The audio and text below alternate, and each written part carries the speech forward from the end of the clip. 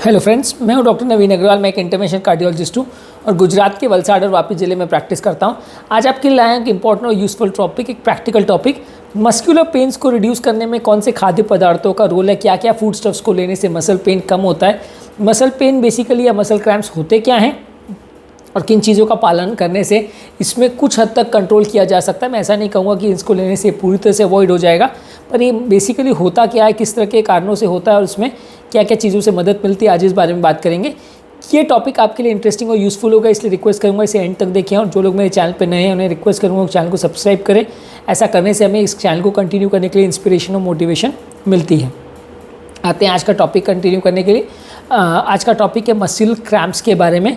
Muscle cramp यानी muscles में होने वाला एक तेज़ स्पाज़म या कॉन्ट्रैक्शन या सडन मसल्स अगर सिकुड़ जाती है, दब जाती है बिना कारण के, यानी आपने खुद मसल को कॉन्ट्रैक्ट किया वो एक अलग चीज़ है, बिना कारण की मसल सडनली चौंट जाती है, स्पाज़म हो जाता है, वो काफ़ी पेनफुल होता है। आपने काफ़ी स्पोर्ट्स फील्ड्स वगैरह में भी देखा होगा कि पेशेंट्स जो प्लेयर्स हैं उनको सडनली सीवियर क्रैम्प हो जाता है, उसके बाद वो चल फिर भी नहीं पाते, दौड़ भी नहीं पाते, कुछ भी काम नहीं कर पाते और उन्हें फील्ड से ले जाना पड़ता है। ऐसा मसल क्रैम्प्स जो है एथलीट्स में भी काफ़ी कॉमनली देखने को मिलता है।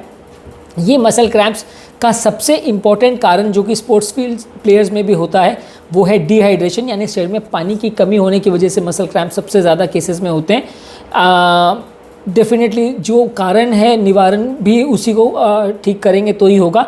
इसके अलावा बॉडी में सोडियम, पोटेशियम, मैग्नीशियम की कमी की वजह से और इसके अलावा अगर बॉडी में विटामिन बी और विटामिन डी ग्रुप के अगर जो विटामिन हैं उनकी भी अगर कमी हो तो मसल पेन्स या क्रैम्प्स होने का चांस कंपैरेटिवली बढ़ जाता है। यानी जो भी खाद्य पदार्थ हमें इसकी ये चीज़ें ज़्यादा मात्रा में प्रदान करते हैं वो मसल क्रैम्प्स का निवारण करने में मदद करेंगे। तो आते हैं आज की इस फूड लिस्ट पर जो कि मसल क्रैम्प्स वाले पेशेंट्स के लिए यूज़फुल है। ये टॉपिक कार्डियक पेशेंट में डिस्कशन करना इसलिए ज़रूरी है क्योंकि बहुत सारे पेशेंट एंजियोप्लास्टी के बाद सडनली मस्कुलर पेन्स वगैरह लेके आते हैं। कई हार्ट पेशेंट्स भी जिनको हम डिहाइड्रेशन करते हैं या जिनको पानी वगैरह का रिस्ट्रिक्टेड डाइट पे रखते हैं उनको मसल पेन्स होने लगते हैं। सीवियर बॉडी में जगह जगह पेन होना चालू हो जाता है, कई बार बहुत सीवियर पेन भी होता है। हमें अननेसेसरी पेशेंट्स को पेन किलर्स देना पड़ता है और उससे ऑब्वियसली फ़ायदा होने के बदले नुकसान ज़्यादा होता है। तो वो चीज़ों को अवॉइड करने के लिए हम ऐसी चीज़ें सजेस्ट करेंगे जिससे कि आप उन चीज़ों को अगर लेते हैं तो कंपैरेटिवली मसल क्रैम्प्स होने का चांस कम हो जाएगा, आपको थोड़ा सा बेटर लगेगा। मसल क्रैम्प्स में सबसे इंपॉर्टेंट और सबसे पहला रोल है वाटर का। मसल क्रैम्प जैसा कि मैंने डिस्कस किया कि वो बॉडी में डिहाइड्रेशन होने यानी पानी की कमी होने की वजह से ज़्यादातर पेशेंट्स में देखने को मिलता है। तो अगर आपको मसल क्रैम्प्स का प्रॉब्लम है और बॉडी डिहाइड्रेशन की वजह से हो रहा है, गर्मियों में हो रहा है, स्पोर्ट्स फील्ड्स पर ज़्यादा हो रहा है, तो पानी ज़्यादा पीजिए, पहले से ही ज़्यादा पानी लेके जाइए, एक्सेस पानी अपने पास रखिए। जब भी अगर पॉसिबल हो आप ज़्यादा पानी पिएंगे तो मसल क्रैम्प्स का चांस कंपैरेटिवली कम हो जाएगा। डिहाइड्रेशन सिंगल मोस्ट इंपॉर्टेंट कारण है मसल क्रैम्प्स के होने का। इसीलिए कई बार जो हार्ट पेशेंट्स को हम डिहाइड्रेट करते हैं या उनको यूरिन बढ़ाने वाली दवाइयाँ देते हैं उनको भी मसल क्रैम्प ज़्यादा होते हैं। तो ऐसा मसल क्रैम्प्स होने का कारण इलेक्ट्रोलाइट डेफिशिएंसी या पानी का कमी है। सबसे इंपॉर्टेंट है बॉडी को हाइड्रेटेड रखना। अगर आपकी कंडीशन परमिट करती है तो आप डेफिनेटली पानी ज़्यादा ले सकते हैं। डेफिनेटली अगर हार्ट फेलियर है या सांस फूलने वगैरह का प्रॉब्लम है तो आप बहुत ज़्यादा पानी नहीं ले पाएंगे, लेकिन अगर आपकी कंडीशन परमिट करती है तो आपको पानी ज़्यादा लेना चाहिए। नेक्स्ट इंपॉर्टेंट फूड स्टफ है एवोकाडो यानी एलिगेटर नाशपाती। ये बेसिकली एक इंपॉर्टेंट फूड स्टफ है जिसमें पोटेशियम और मैग्नीशियम ज़्यादा अमाउंट में रहता है, थोड़ा सा फ्लूइड कंटेंट भी रहता है। जो लोग ज़्यादा इंटेंस फिजिकल एक्टिविटी करते हैं, हैवी वर्क में इन्वॉल्व रहते हैं, उनको ये ज़्यादा अमाउंट में लेना चाहिए।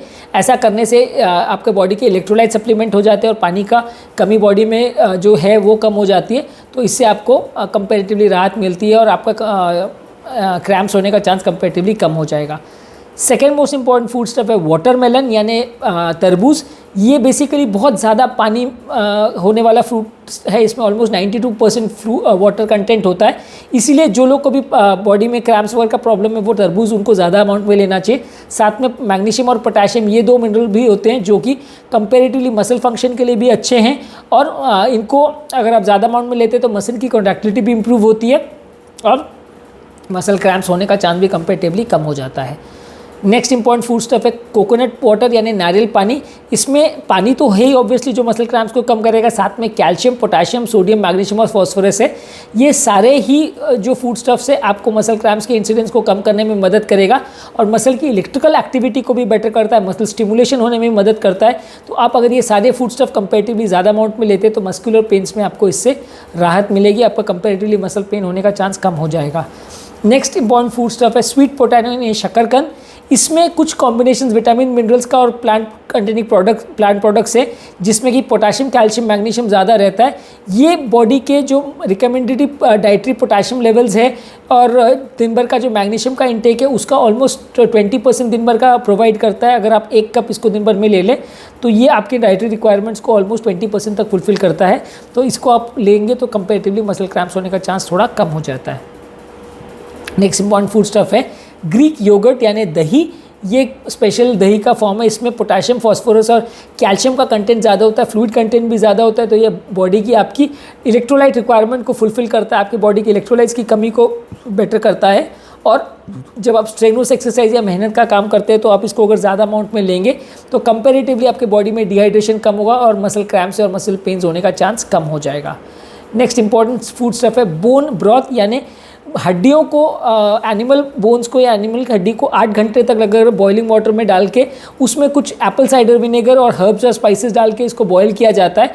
और उसको अगर आप एथलीट हैं या आप एक्टिविटीज़ में इन्वॉल्व हैं, अगर उसको आप ज़्यादा अमाउंट में पीते हैं तो कंपेरेटिवली आपका मैग्नीशियम, कैल्शियम, सोडियम ये सारे कंटेंट इसमें बेटर हो जाते हैं और इसमें कुछ न्यूट्रिशनल कंटेंट्स भी रहते हैं। साथ में अगर आप एप्पल साइडर विनेगर डालते हैं तो वो भी कंपेरेटिवली बोन क्रैम्प्स वगैरह के लिए ज़्यादा अच्छा है। और इसका जो एक एसिडिक कंटेंट होता है वो भी बॉडी के लिए अच्छा है। जिन लोगों को भी मस्कुलर पेन्स का प्रॉब्लम है, इसको ज़्यादा बॉईल करके अगर वो ज़्यादा अमाउंट्स में पीते हैं तो कंपेरेटिवली मसल क्रैम्प्स होने का चांस थोड़ा सा कम हो जाता है। नेक्स्ट इंपॉर्टेंट फूड स्टफ है पपाया यानी पपीता। इसमें पोटाशियम और मैग्नीशियम का कंटेंट ज़्यादा होता है। दिन भर में अगर आप 310 ग्राम यानी लगभग 300 ग्राम पपीता लेते हो जिसे एक सर्विंग मानते हैं तो ये आपकी डाइटरी रिक्वायरमेंट पोटाशियम, मैग्नीशियम का लगभग 15 to 20% को फुलफिल करता है। जो लोग को भी इसका प्रॉब्लम है, मस्कुलर क्रैम्प्स का प्रॉब्लम है और पोटेशियम की कमी की वजह से हो रहा है, उनको अगर पपाया अमाउंट में ज़्यादा अमाउंट में दिया जाए तो इसमें ज़्यादा फ़ायदा मिलता है। 230 फीमेल्स की एक स्टडी थी जिसमें उन्होंने पेशेंट्स को पपाया दिया और कंपेयर किया बाकी लोग को जिनको ये नहीं दिया गया उनके कंपैरिजन में।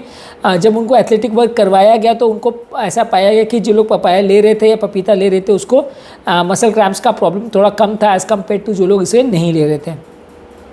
नेक्स्ट है बीट ग्रीन्स। बीट प्लांट का ये जो न्यूट्रिशियस टॉप पार्ट है, बीट पौधे का ऊपर का हिस्सा जो हरा रहता है, इसको लेने में इसमें कंपैरेटिवली डेली डाइटरी रिक्वायरमेंट जो है उसका 20% तक ये फुलफिल करता है पोटाशियम और मैग्नीशियम का। और इसमें कैल्शियम, फॉस्फोरस और बी ग्रुप के विटामिन रहते हैं जो मसल फंक्शन को भी इम्प्रूवाइज करते हैं, जो आपकी बॉडी की मस्कुलर एक्टिविटीज़ के लिए भी अच्छा और मसल क्रैम्प्स को कम करता है, मसल की कॉन्ट्रैक्टिलिटी में भी हेल्प करता है और ओवरऑल मसल की हेल्थ के लिए भी अच्छा है। तो कंपेरेटिवली अगर आप इसको लेते हैं, या ऑब्वियसली मार्केट में इतना ईजिली अवेलेबल नहीं है, जिन लोग की फार्मिंग वगैरह करते हैं वो लोग इसको स्पेशली मंगवा सकते हैं या मार्केट में स्पेशली अवेलेबल करवा सकते हैं बीट ग्रीन्स को। नेक्स्ट इंपॉर्टेंट फूड प्रोडक्ट है फर्मेंटेड फूड्स। कोई भी चीज़ अगर फर्मेंट करके ली जाए उसमें कंपेरेटिवली सोडियम का कंटेंट ज़्यादा होता है जिससे कि आपकी मसल की इलेक्ट्रिकल एक्टिविटी बेटर होती है, डिहाइड्रेशन कम होता है और मसल क्रैम्प्स का चांसेस कंपेरेटिवली कम हो जाता है। एक स्टडी थी जिन्होंने मेल एथलीट्स में उनको पिकल्स, होल पिकल्स को फर्मेंट करके उनका एक ब्रॉथ बना के या उनका एक सूप बना के वो पेशेंट्स को दिया गया था। तो मस्कुलर एक्टिविटी और क्रैम्प्स होने का टाइम कंपेरेटिवली उनका बेटर था और बाकी लोगों के कंपैरिजन में उनका पेन होने का चांस, मस्कुलर पेन और मस्कुलर क्रैम्प्स होने का चांस कम हो जाता है। किमची और पिकल्स ये फॉर्म में ये मार्केट किया जाता है, बहुत इजीली अवेलेबल नहीं है लेकिन हाँ ऑन ऑर्डर ये सब चीज़ अवेलेबल कराई जा सकती है। फर्मेंटेड फूड से कंपैरेटिवली मसल क्रैम्प्स का चांस कम हो जाता है। इसको आप बाकी बेवरेजेस और बाकी फूड्स के साथ लेंगे तो मसल क्रैम्प्स का ट्रीटमेंट में ये हेल्प करता है।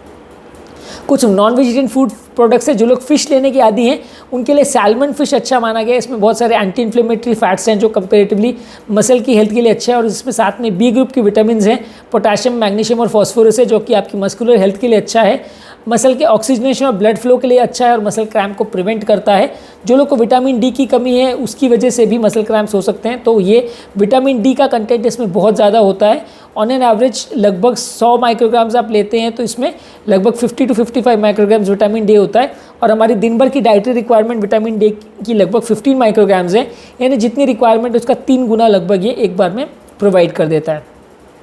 नेक्स्ट इंपॉर्टेंट फूड स्टफ है सार्डिन्स। ये भी एक तरह की मछली है, इसमें भी कंपेरेटिवली विटामिन डी का कंटेंट ज़्यादा होता है, कैल्शियम, आयरन, फॉस्फोरस और मैग्नीज और विटामिन डी ज़्यादा होता है। जो लोग को भी मसल क्रैम्प्स का प्रॉब्लम है उनके लिए अच्छा है। कुछ लोगों को सेलेनियम लेवल्स कम होने की वजह से भी मसल क्रैम्प हो सकता है, तो डेफिनेटली इसमें थोड़ा सा सेलेनियम कंटेंट भी रहता है जो कि मसल क्रैम्प्स के लिए अच्छा है। इसके अलावा एक हाइड्रेटिंग ड्रिंक है जिसे स्मूदीज़ बोलते हैं। ये berries, almond butter, Greek yogurt, ये सब चीज़ों को मिला करके, पालक वगैरह को मिला करके इसको गार्निश करके अलग तरह से इसको बनाया गया है और स्मूदी होता है। मिक्सी वगैरह में इनको आप फेंट करके अच्छी तरह से बना सकते हैं, और इसमें कुछ फ्लेवर्स वगैरह डाल के इसे ड्रिंक की तरह से भी ले सकते हैं। ऑब्वियसली इसको ड्रिंक की तरह से लेते तो आपका हाइड्रेशन को भी बेटर करता है, और साथ में इसमें जो न्यूट्रिशनल कंटेंट्स की मैंने बात की, जैसे कि दही है, बेरीज है, स्पिनच है, आलमंड बटर है, ये कंपेरेटिवली आपके मसल की हेल्थ को बेटर करता है और आपको न्यूट्रिशनल एफिशिएंसी को भी पूरा करता है, मसल की एक्टिविटी बेटर करता है और कैल्शियम, मैग्नीशियम वगैरह ज़्यादा प्रोवाइड करता है। ये फूड स्टफ्स के बारे में मैंने बात की। बेसिकली जो भी फूड स्टफ आपको वाटर दे रहे हैं वो आपके हेल्थ के लिए अच्छा है, वो आपका कंपेरेटिवली मसल क्रैम्प्स के चांस को कम करेंगी। जो फूड स्टफ आपको कैल्शियम, मैग्नीशियम और सोडियम दे रहे हैं वो मसल क्रैम्प्स को कम करेंगी। साथ में जो भी चीज़ों में एंटी इन्फ्लेमेटरी कंटेंट है वो आपके मसल क्रैम्प्स और मस्कुलर पेन होने के चांस को कम करेगी। हार्ट के हमारे पेशेंट जो कोलेस्ट्रॉल रिड्यूसिंग मेडिसिन स्टैटिन्स पर होते हैं, उसमें कंपैरेटिवली ये वीडियो आपके लिए यूज़फुल होगा, क्योंकि इस तरह के फूड प्रोडक्ट्स को लेने से आप बेसिकली दवाइयाँ तो बंद नहीं कर सकते, तो इस तरह के फूड प्रोडक्ट्स को अगर आप फॉलो करते हैं तो आपका कंपैरेटिवली मस्कुलर पेन होने का चांस थोड़ा सा कम हो जाएगा, मसल क्रैम्प्स होने का चांस थोड़ा सा कम हो जाएगा, और कंपैरेटिवली आपको muscle pain related problems comparatively थोड़ी कम होगी। मेरे चैनल का बेसिक पर्पज़ है कि हार्ट और हेल्थ से रिलेटेड साइंटिफिकली करेक्ट इन्फॉर्मेशन हम आपके लिए इजीली अवेलेबल कराते हैं, ताकि इस तरह की इन्फॉर्मेशन के लिए आपको जगह जगह भटकना नहीं पड़े, आपको अपने डॉक्टर्स और फ्रेंड्स और रिलेटिव्स पर डिपेंडेंट ना होना पड़े। डॉक्टर्स कई बार टाइम कंस्ट्रेंट की वजह से सारी चीज़ें नहीं बता पाते हैं, और फ्रेंड्स और रिलेटिव से मिली हुई इन्फॉर्मेशन कई बार आधी से आधी गलत होती है, जिसको फॉलो करने से फ़ायदा होने के बदले कभी कभी नुकसान हो जाता है। हम चाहते हैं कि इस तरह का कंटेंट आपके लिए इजीली अवेलेबल रहे, ताकि आप इसको समझ सकें, समझा सकें और पेशेंट को बेटर मैनेज कर सकें।